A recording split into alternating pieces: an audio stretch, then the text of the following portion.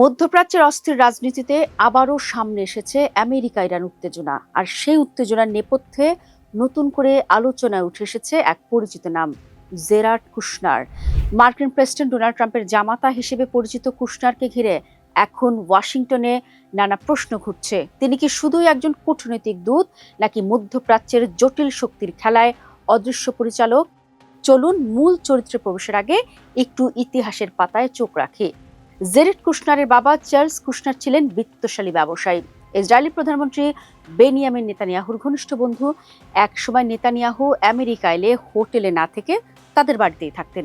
খুব ছোটবেলা থেকে ইসরায়েলের প্রধানমন্ত্রীর ছত্রছায়ায় থেকেছেন জেরেড। কাছ থেকে দেখেছেন নেতানিয়াহুকে। ধনী বাবার বদৌলতে মার্কিন যুক্তরাষ্ট্রের ক্ষমতাবানদের সঙ্গেও কুশনারের সখ্য রয়েছে অনেক আগে থেকেই। কুশনারের পরিবার বরাবর ডেমোক্রেট প্রেসিডেন্ট নির্বাচন তহবিলে বড় অঙ্কের চাঁদা দিতেন। ফলে রিপাবলিকানের পাশাপাশি ডেমোক্রেট মহলেও কুশনারের যাতায়াত ছিল অবাধ। কি দর্শক, ঘটনা কিছু আঁচ করতে পেরেছেন? ট্রাম্প প্রশাসনের প্রথম মেয়াদ থেকে জেরেড কুশনার ছিলেন এক ব্যতিক্রমী চরিত্র। কোনো আনুষ্ঠানিক কূটনৈতিক অভিজ্ঞতা না থাকলেও মধ্যপ্রাচ্য নীতির অন্যতম কেন্দ্রীয় ব্যক্তি হয়ে ওঠেন তিনি। বিশেষ করে ইসরায়েল আরব সম্পর্ক স্বাভাবিক করার উদ্যোগ আব্রাহাম অ্যাকর্ডসের পেছনে কুশনারের ভূমিকা ব্যাপকভাবে আলোচিত হয়। সমস্যা হলো, সমর্থকদের কাছে তিনি ডিল মেকার, কিন্তু সমালোচকদের চোখে তিনি ছিলেন অত্যন্ত ঝুঁকিপূর্ণ একজন শ্যাডো ডিপ্লোম্যাট।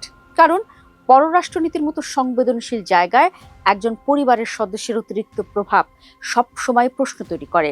2026 সালে আমেরিকা ইরান উত্তেজনা নতুন করে বাড়তে শুরু করলে আবারও আলোচনায় চলে আসে কুশনারের নাম। বিভিন্ন আন্তর্জাতিক প্রতিবেদনে দাবি করা হয়, ইরানের সঙ্গে আলোচনা এবং সম্ভাব্য সামরিক পদক্ষেপ নিয়ে ট্রাম্প প্রশাসনের ভেতরে কুশনারের মতামত ছিল অত্যন্ত প্রভাবশালী। দর্শক, কুশনারের মধ্যপ্রাচ্যের কূটনীতির এক গুরুত্বপূর্ণ ব্যক্তিত্ব হয়ে ওঠার কথা কখনোই ছিল না। তবুও কোনোভাবে আমেরিকার প্রেসিডেন্টের জামাতা রয়েছেন শত কোটি ডলারের উপসাগরীয় চুক্তি, ইসরায়েলের সঙ্গে সম্পর্ক এবং ইরানের সঙ্গে ক্রমবর্ধমান উত্তেজনা সম্পর্কিত আলোচনার কেন্দ্রে। ইসরায়েলি প্রধানমন্ত্রীর সঙ্গে শৈশবের সম্পর্ক থেকে শুরু করে আব্রাহাম চুক্তি এবং ইসরায়েলি বাজারে সৌদি বিনিয়োগের অর্থের প্রবাহ আনা, জেরেডের কাহিনী রাজনীতির চেয়েও অনেক গভীর। ট্রাম্পের মতো রিয়েল এস্টেট ব্যবসা রয়েছে জেরেডেরও। আরে বহরে ট্রাম্পের সমান না হলেও সেই ব্যবসায় থেমে থাকেননি কুশনার। 2006 নিউ ইয়র্ক অবজারভার পত্রিকা কিনে নেন কুশনার। এছাড়াও ডিজিটাল ব্যবসায় বিনিয়োগ করেন, বিস্তৃত করেন ব্যবসায়িক সাম্রাজ্য। 2009 সালে ট্রাম্প কন্যা ইভাঙ্কাকে বিয়ে করেন কুশনার। ট্রাম্প পরিবারের প্রিয় পাত্র হয়ে ওঠেন। 2016 সালে আমেরিকার প্রেসিডেন্ট নির্বাচনের আগে শ্বশুরের হয়ে ঝোড়ো প্রচার চালিয়েছেন কুশনার। ট্রাম্প প্রথমবারের জন্য আমেরিকার প্রেসিডেন্টের গদিতে বসার পর একাধিক গুরুত্বপূর্ণ পদে বসেন তার জামাই কুশনারও।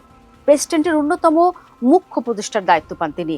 মধ্যপ্রাচ্যে আমেরিকার প্রতিনিধির ভূমিকাও পালন করতে দেখা যায় তাকে, যদিও কুশনারের কোনো বৈদেশিক কূটনীতির অভিজ্ঞতা বা মধ্যপ্রাচ্যের অভিজ্ঞতা ছিল না। কুশনারের মধ্যস্থতায় 2020 সালের আগস্ট মাসে সংযুক্ত আরব আমিরাত এবং ইসরায়েলের মধ্যে কূটনৈতিক সম্পর্ক স্থাপিত হয়, যা দুই দেশের মধ্যে দীর্ঘদিনের সম্পর্ককে স্বাভাবিক করে তোলে এবং অবশেষে প্রথম আব্রাহাম চুক্তি স্বাক্ষরিত হয়।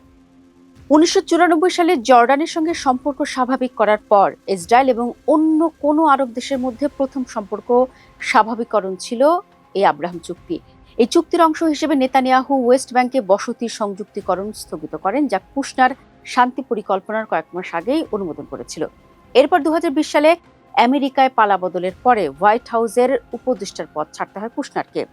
এরপর আবার 2024 সালে ক্ষমতার পালাবদল হয় আমেরিকায়। নির্বাচনে জিতে দ্বিতীয়বারের জন্য প্রেসিডেন্টের আসনে বসেন ট্রাম্প। যদিও ট্রাম্প ক্ষমতায় ফেরার পরেও দীর্ঘদিন চর্চার আড়ালেই ছিলেন কুশনার, মেতেছিলেন ব্যবসা নিয়ে। এরপর আমেরিকার রাজনীতিতে কুশনারের আবার প্রত্যাবর্তন হয় 2025 সালে।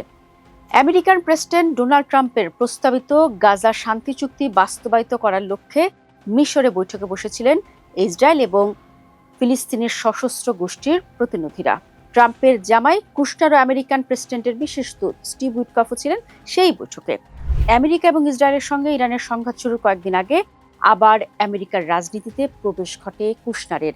ওমানের মধ্যস্থতায় পরোক্ষভাবে কথা চলছিল দুপক্ষের। আমেরিকার পক্ষ থেকে কথাবার্তা চালাচ্ছিলেন জামাতা কুশনার এবং উইটকফি।